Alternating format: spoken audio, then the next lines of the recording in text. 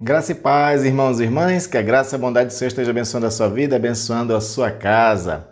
Vamos dar continuidade a mais uma aula dessa série de estudos sobre a carta de Paulo aos Coríntios, primeira e segunda carta, uma carta em que apresenta a Paulo muitos problemas, como nós já vimos falando, desde o início dessa série. Chegou ao conhecimento de Paulo sérios problemas que a igreja enfrentava e a carta é uma resposta a esses problemas. Se você começou a assistir essa série a partir desta aula, recomendo você começar no princípio lá, já tem 8 aulas anteriores, todas estão gravadas, disponíveis aqui no YouTube, e assim você pode crescer no conhecimento dessa carta e principalmente o propósito desse estudo é de a gente ver quais são os problemas que a igreja de Corinto enfrentava, que de uma certa forma são problemas que ao longo da história da igreja se repetem. E hoje os problemas também acontecem de forma igual, porque nós somos seres humanos, cometemos os mesmos pecados. Como diz o sábio Salomão, não há nada de novo debaixo do sol. Qualquer erro, qualquer heresia que você vê hoje, se você for na história, você descobre que já houve esses problemas antes. E isso mostra um pouco da nossa tolice, de continuar repetindo os mesmos erros. Mas principalmente porque não conhecemos tão bem as Sagradas Escrituras e nem conhecemos a história da igreja. Esses dois conhecimentos são muito importantes para que a gente não venha cometer os mesmos erros. A aula de hoje, essa aula número 9, ela complementa a aula anterior. Na aula anterior nós falamos sobre a questão dos espirituais e dos dons espirituais, ou seja, da atuação do Espírito Santo na igreja por intermédio dos dons. É ali no capítulo 12, 1 Coríntios, que Paulo começa essa discussão que vai até o capítulo 14. Essa discussão dos problemas que estava havendo na igreja por aquelas pessoas que se achavam mais espirituais, por ter dons espirituais, e eles estavam fazendo um uso errado da atuação do Espírito Santo, e eles mesmos se consideravam algo que trazia prejuízo para a igreja, criando discórdias, facções, dissensões, brigas, todas essas coisas estavam acontecendo pelo conhecimento errado. Por isso que no capítulo 12, logo no início, Paulo diz o seguinte: a respeito dos dons espirituais, não quero que sejais ignorantes. Só que no capítulo anterior eu explico muito bem uma outra possível tradução para esse versículo 1. E aí, como eu não quero repetir aqui, você volta na aula anterior se você não a assistiu, tá certo? E a partir de agora nós vamos falar do capítulo 13 e capítulo 14, que é a continuidade dessa conversa sobre os mesmos problemas. Então convido você a ler comigo alguns textos do capítulo 13 e do capítulo 14. Eu vou colocar na tela aqui a mesma versão que eu estou lendo, para que você possa ler essa versão e compreender. Diz o seguinte o texto: ainda que eu fale a língua dos homens e dos anjos, se não tiver amor, serei como o bronze que soa ou como o símbolo que retine. Ainda que eu tenha o dom de profetizar e conheça todos os mistérios e toda a ciência, ainda que eu tenha tamanha fé, a ponto de transportar montes, se não tiver amor, nada serei. E ainda que eu distribua todos os meus bens entre os pobres, e ainda que entregue o meu próprio corpo para ser queimado, se não tiver amor, nada disso me aproveitará. E agora o capítulo 14, versículo 26 e o versículo 40, que diz: que fazer, pois, irmãos? Quando vos reunis, um tem salmo, outro doutrina, este traz revelação, aquele outro língua, e ainda outro interpretação. Seja feito tudo para edificação. Tudo, porém, seja feito com decência e ordem. Então essa passagem aqui vai ser o nosso norte para passearmos um pouco aí no capítulo 13 e 14, dando continuidade à lição anterior. Mas antes vamos pedir a graça do Senhor para conduzir, através do seu Espírito, esse estudo. Pai Santo e amado, te louvamos, te engrandecemos e te agradecemos, ó Deus, por todas as coisas, pela semana, Senhor, que passou. E agora, ó Deus, através desse recurso, Senhor, virtual, online, nós começamos essa aula, Senhor, pedindo a Tua graça, a Tua bênção, Senhor, para que Tu mesmo fales, Senhor, e nos edifique com o conhecimento das Sagradas Escrituras. Que o Espírito Santo seja o intérprete desses textos e seja o comentarista desses textos, falando diretamente aos nossos corações, nos dando sabedoria. Isso te pedimos em nome de Jesus. Amém. Amém. Uma coisa que a gente precisa relembrar para a gente tratar desses capítulos a qual estamos abordando é que a Igreja de Corinto é formada por muitas pessoas que antes faziam parte também das religiões de mistérios. Lembra que eu falei anteriormente, né, de que muitas pessoas estavam tendo problemas sobre a questão da carne sacrificada aos ídolos, porque era um costume que eles tinham. Existiam muitas religiões de mistérios na cidade de Corinto, em outras cidades ali gregas, cidades romanas. E uma das características das religiões de mistério é que existe aquela questão dos iniciados, que são as pessoas mais, digamos assim, que cresceram dentro dessa religião e elas vão crescendo em graus. Por exemplo, na maçonaria. Na maçonaria também ela, né, é um mistério ali, o que de fato acontece, o que não acontece, né, eles têm segredos, essas coisas todas. Mas uma das coisas que se sabe na maçonaria é que as pessoas elas começam de iniciantes e vão crescendo lá dentro, em graus. E aí dizem, né, pelo menos é o que a gente vê, é que existe o grau 33º, que seria o mais elevado. Essa característica da maçonaria também estava presente nas religiões de mistério. Então as pessoas iam começando iniciadas, né, iniciantes, iam crescendo dentro da organização até chegar a um certo nível, como se fosse uma espécie de uma grande liderança espiritual e hierárquica lá dentro. Quando essas pessoas dessa religião de mistérios vieram para o cristianismo, eles meio que também começavam a trabalhar com essa mesma dinâmica dentro da igreja. E como a igreja de Corinto era uma igreja muito dada à busca de dons espirituais, então as pessoas, quando começavam a receber esses dons e atuavam com esses dons espirituais, elas meio que se colocavam como se estivesse crescendo em hierarquia, como se a cada novo dom fosse um grau novo que estivesse alcançando. Enquanto mais dons tivesse, mais relevância, mais importância ela teria dentro da comunidade de fé. Pelo menos é isso que elas se achavam, elas traziam a mesma dinâmica. E isso era um problema. Essa é uma visão totalmente errada. O cristianismo e a proposta de Jesus Cristo é totalmente diferente das coisas que existem no mundo e principalmente das religiões pagãs, totalmente diferente. Jesus vai colocar de que no reino, aquele que entra pela fé no reino, o maior é o que serve. Os mais importantes são aqueles que são mais humildes, porque eles sabem da responsabilidade, sabem de que não é eles mesmos que atuam, é o Espírito que age por intermédio deles. Paulo diz isso aos Efésios, diz assim, não eu, mas o Espírito em mim que opera com poder. Né? Então, esse reconhecimento que era para o Senhor e a fazer com que a pessoa se diminuísse, à luz de João Batista. João Batista, quando vê Jesus iniciando o seu ministério, Jesus diz, né? Aliás, João Batista diz que ele cresça, que ele apareça, que ele seja glorificado e eu diminua, que eu saia de cena, que eu não ocupe o espaço que deve ser dado a ele, que a glória seja dada sempre a ele e não a mim. E isso é uma fala de João Batista para os seus discípulos começarem a entender que eles tinham que olhar para Jesus, seguir Jesus e glorificar a Jesus, e não somente a ele. Na verdade, ele era só o precursor. Como ele dizia, eu não sou digno nem de desatar as sandálias de Jesus Cristo. E desatar as sandálias era um dos atos mais humildes que existia, porque as casas das pessoas ricas sempre tinha aquele escravo que quando chegava visitante ele ia lavar os pés, desatava as sandálias das pessoas e lavava os pés das pessoas. João Batista está se colocando abaixo disso. Mas isso é um exemplo somente que ele está dando. Isso é uma instrução que ele está nos dando a respeito de que nós temos que nos considerar como doulos, escravos. Né? Que é a expressão que Paulo usa. Né? Toda vez que Paulo diz eu, servo de Jesus Cristo, ele está usando a palavra grega doulos, que é de escravo.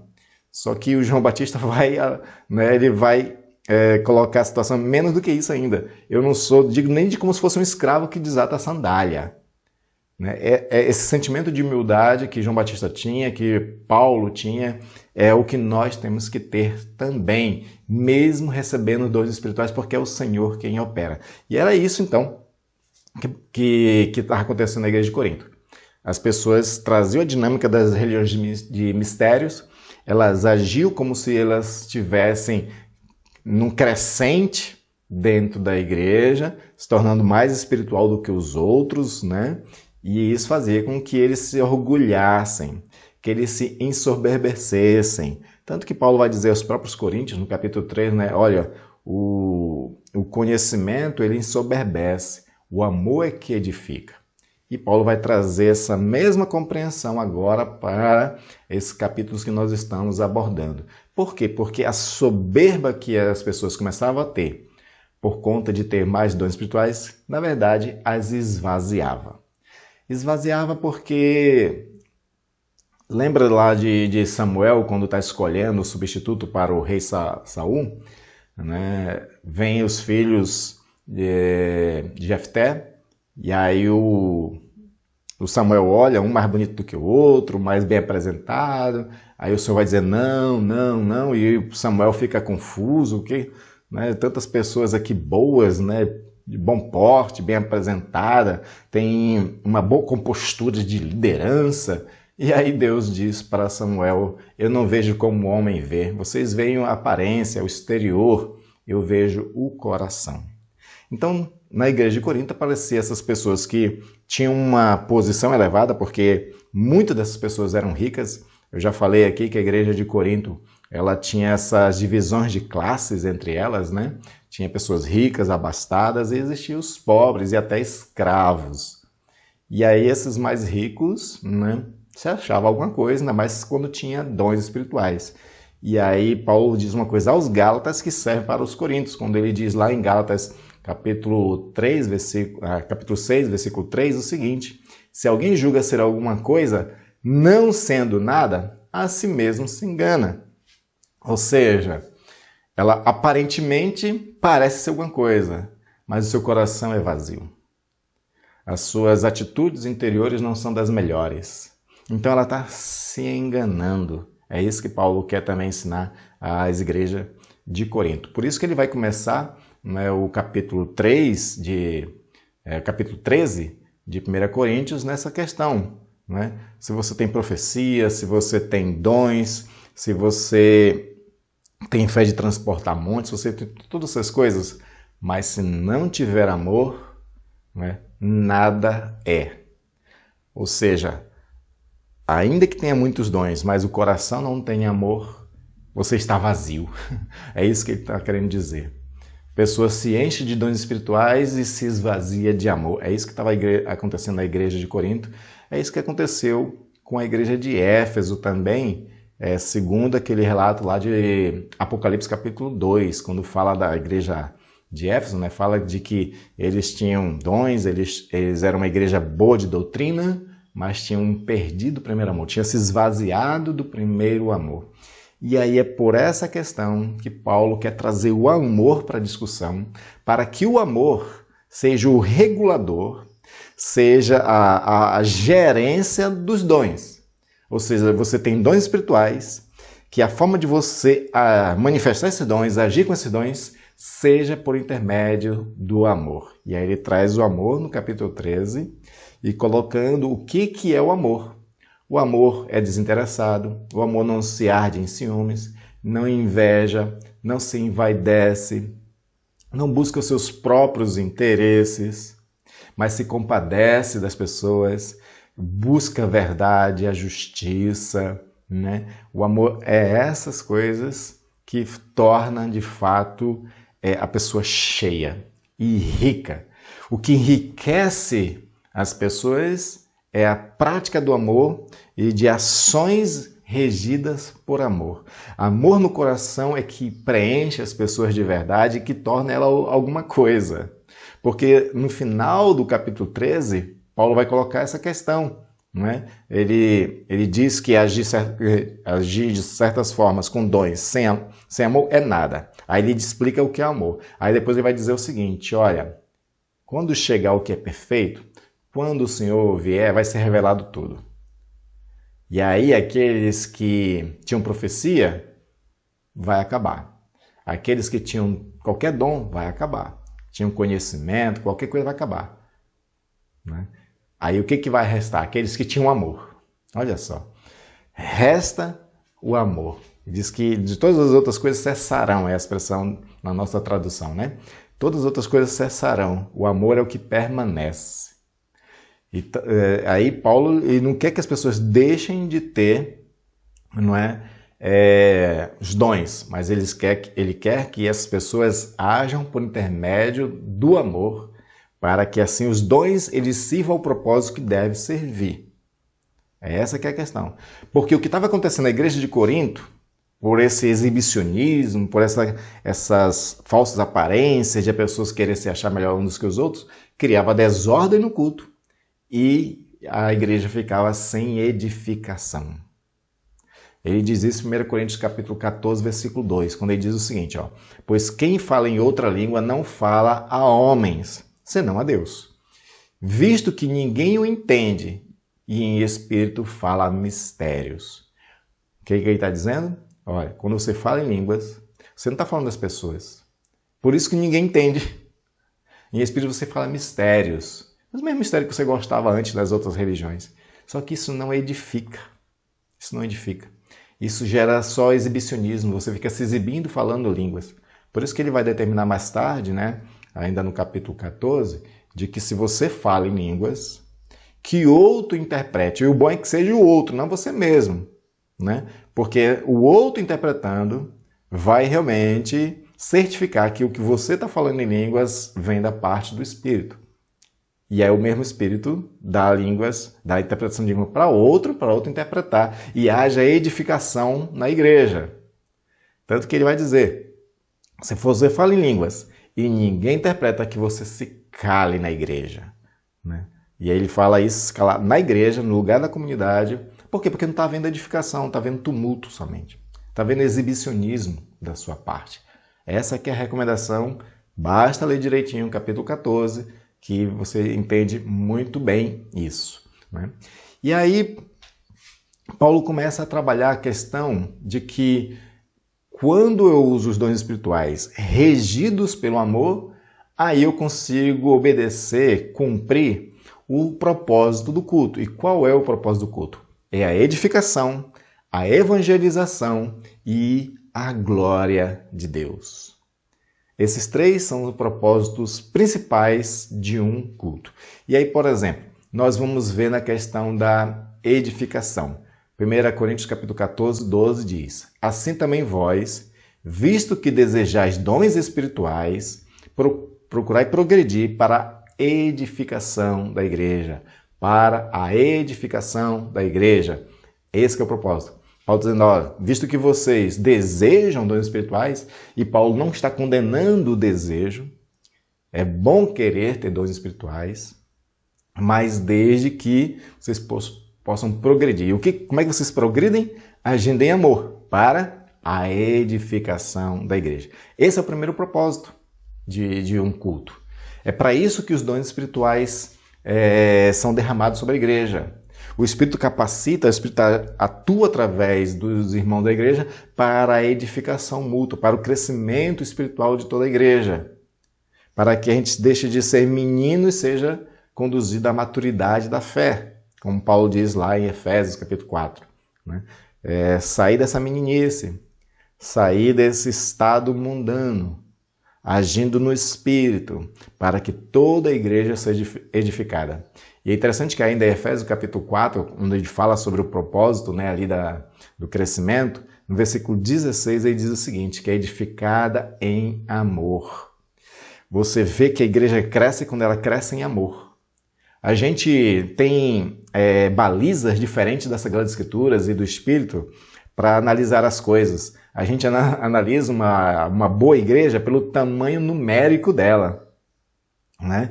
A gente elogia igrejas que são grandes, que têm muitos recursos, muitas pessoas em grupo de louvor, né? Essas coisas todas.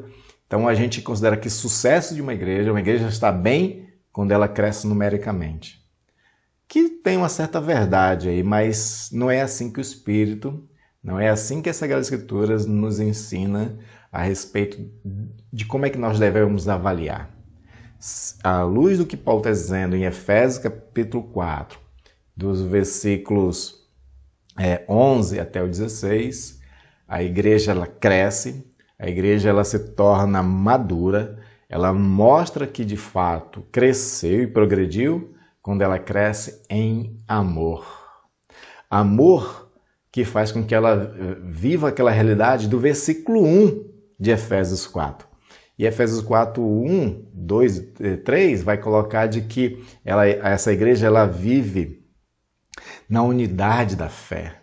Porque só tem um Deus, um só Senhor, uma só fé, um só batismo, né?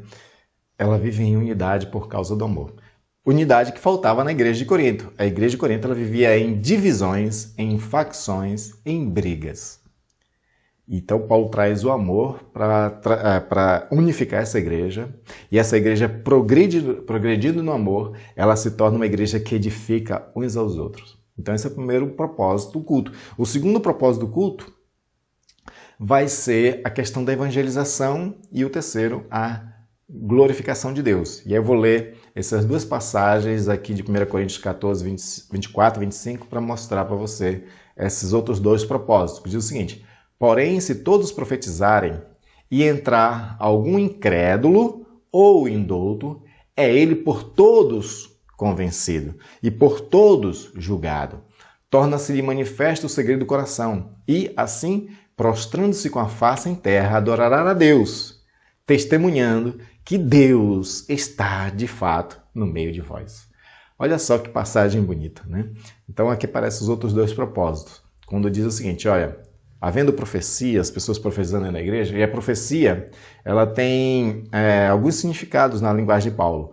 Tanto o ensino, porque quando você profetiza, você ensina a vontade de Deus, revela a vontade de Deus, mas também a profecia pode ser trazer um conhecimento da realidade que a igreja está vivendo.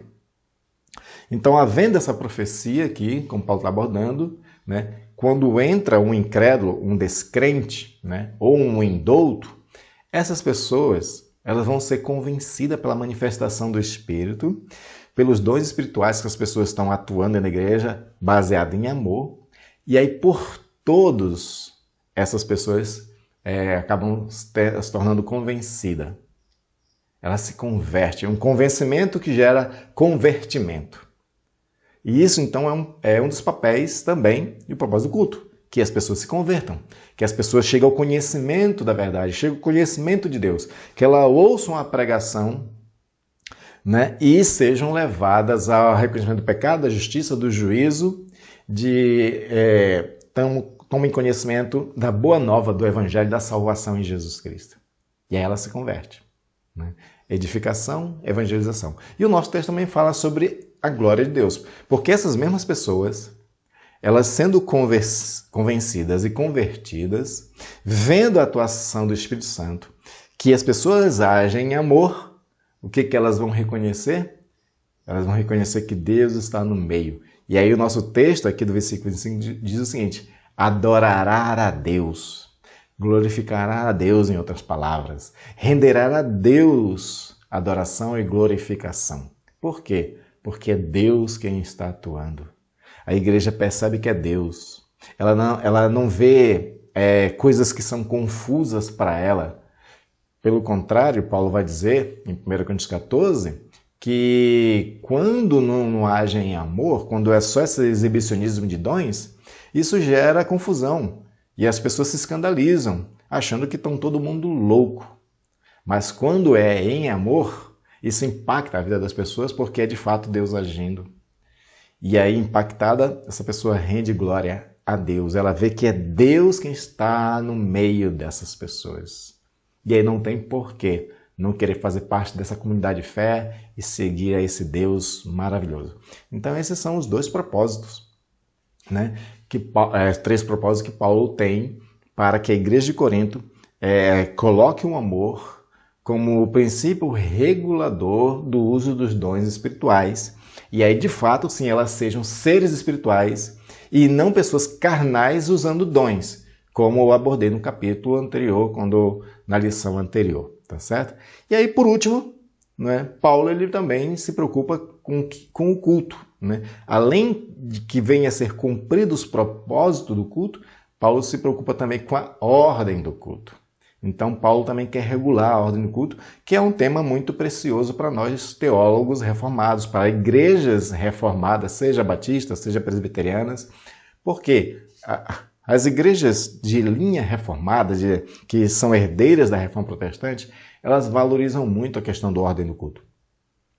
Muitas igrejas em muitos países europeus, que foi o lugar nascente, né, da nossa igreja reformada, elas sempre se preocuparam em criar documentos regulando o culto público. Então você tem várias manuais de ordem do culto, inclusive a Assembleia de Westminster, que criou as confissões de fé de Westminster, né, o Breve Catecismo, o Catecismo Maior, eles também fizeram um princípio regulador do culto público, porque é uma coisa importante.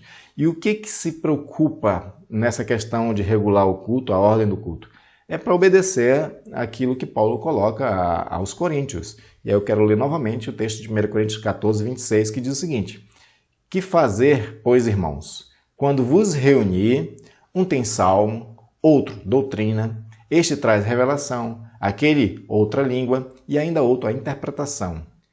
Seja feito, ou seja, tudo feito para a edificação. Seja tudo feito para a edificação. Então, Paulo está dizendo o seguinte, olha, vocês têm dons espirituais. Quando vocês reunir, quando vocês se congregarem para adorar a Deus, aí um traz salmo. O salmo aqui é uma expressão para falar dos louvores, que é trazido, porque a palavra terrelim no original, né, do hebraico, é louvores. Então é um momento de cântico dentro da igreja. Aí ele diz, o outro traz uma doutrina, ou seja, ensino bíblico. Outro traz a revelação, outro língua e ainda outra interpretação. E é interessante isso, né? Que você, tendo uma igreja que tem muitos dons espirituais, o culto fica rico, o culto fica belo, torna-se realmente edificante. E aí Paulo está dizendo, tudo isso pode ser usado dentro da igreja. Tudo isso torna a igreja rica. O Espírito Santo ele tem muitos dons e ele quer fazer com que os cultos sejam permeados dessa riqueza espiritual. Mas, contudo, tem que ser com decência e com ordem, tudo para a edificação. O versículo 40 trabalha essa questão da decência e da ordem. Lá em Romanos, capítulo 12, versículo 1, né? Também traz essa ideia de um culto lógicos, de um culto ordeiro, né? Quando ele diz assim, rogo-vos pela compaixão de Deus que apresentei vossos corpos como sacrifício agradável, sacrifício santo e agradável a Deus, que é o vosso culto racional. A palavra racional está dizendo lógicos. Esse culto lógico, mesmo permeado de dons espirituais, ele faz com que tudo seja feito com decência, com ordem, para a edificação da igreja. E o Espírito tem trabalho no meio dessa ordem, né? E que é uma coisa bela, né? E aí, abrindo aqui até um parênteses sobre essa questão dos dons espirituais e dessas riquezas de dons espirituais que podem ser usadas no culto, é importante a gente falar de que, hoje em dia, existem duas classes de teólogos e de pastores, né, a respeito da questão dos dons. Existem aqueles que são chamados de cessacionistas. O cessacionista é aquele que acredita que os dons cessaram com os apóstolos. Morreu o último apóstolo, acabou os dons espirituais. Essa é uma linha de interpretação que algumas pessoas têm. Oficialmente, as igrejas reformadas, elas não batem o martelo sobre essa questão, fica em aberto, e aí tem pastor que é dessa linha e pastor que são da outra linha, que são chamados de continuistas, que os dons, mesmo com a morte do último apóstolo, permaneceu com dons. Os dons são dados à igreja, não são dados a somente pessoas. O Espírito Santo derramando dos seus dons sobre a igreja, capacitando a igreja para a missão, porque enquanto Jesus não vier, a igreja está em missão. Deus está em missão e usa a igreja para cumprir esse propósito salvador no mundo. E ela age de forma eficaz com esses dons. Ela consegue fazer uma obra extraordinária com esses dons. E aí a recomendação de Paulo é aquela que a gente ainda pode ter até hoje em dia.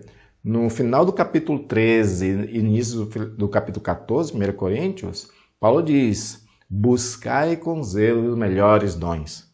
Ele mesmo recomenda a busca dos dons. Ele mesmo recomenda que a gente se consagre, que a gente ore, que dedique-se à busca dos dons e exerça esses dons, porque quando exercemos os nossos dons na igreja, faz com que o culto seja bonito, como eu li em 1 Coríntios 14, 26, com essa diversidade de dons. Mas tudo sempre feito com ordem e para edificação. E só há ordem e edificação quando existe o amor, porque você faz por amor essa obra, respeitando inclusive as lideranças da igreja. Paulo fala sobre a questão de líderes na igreja, quando fala a Timóteo, fala a Tito. Né? Então, aquele que lidera a igreja, ele vai ter um discernimento, ele vai ter sabedoria da parte de Deus para ajudar os irmãos a exercer os seus dons, obedecendo o princípio da ordem do culto, obedecendo o princípio da decência no culto e obedecendo o princípio da edificação no culto. Que haja edificação, que haja evangelização, que sirva tudo para a glória de Deus. Então esse é o propósito. Aí se você perguntar de mim, em particular, eu, José Andrese, né, eu sou um continuista. Eu acredito na continuidade dos dons espirituais. Né? E na minha vida eu sempre busquei um dom em particular, que é o dom do ensino. E cada um pode buscar o dom como você mais gostaria de servir a Deus, porque aí você vai servir a Deus na força e no poder do Espírito Santo. E que coisa extraordinária é poder servir na força e no poder do Espírito Santo. Amém, queridos? Isso era a conclusão desses 3 capítulos de 12, 13 e 14 de 1 Coríntios, falando especificamente sobre a questão das pessoas espirituais, da atuação do Espírito Santo por intermédio dos dons e qual o propósito, né, desses dons e para que eles servem, e nós abordamos isso nesta aula. Se ficou alguma dúvida, você pode escrever nos comentários. E é assim que a gente receber a notificação do comentário, a gente responde. Se for uma pergunta mais simples, a gente pode responder diretamente no comentário. Se não, eu abro um espaço na próxima aula e tiro a dúvida, tá certo? E aí também peço que você nos ajude a levar o conhecimento da palavra para mais pessoas. Você pode compartilhar este vídeo para outras pessoas. Tem o botão compartilhar aqui no YouTube, você pode mandar para outras pessoas serem edificadas pela palavra de Deus, ter conhecimento da palavra de Deus. Também quando você curte, você faz com que o YouTube entenda que o vídeo é relevante, ele pode recomendar o vídeo para outras pessoas também. Então nos ajude a crescer também aqui no YouTube, tornando esse canal um canal que ensina, que vive a palavra de Deus e que pratica, né, a palavra de Deus. Amém? Que Deus abençoe e até a próxima aula.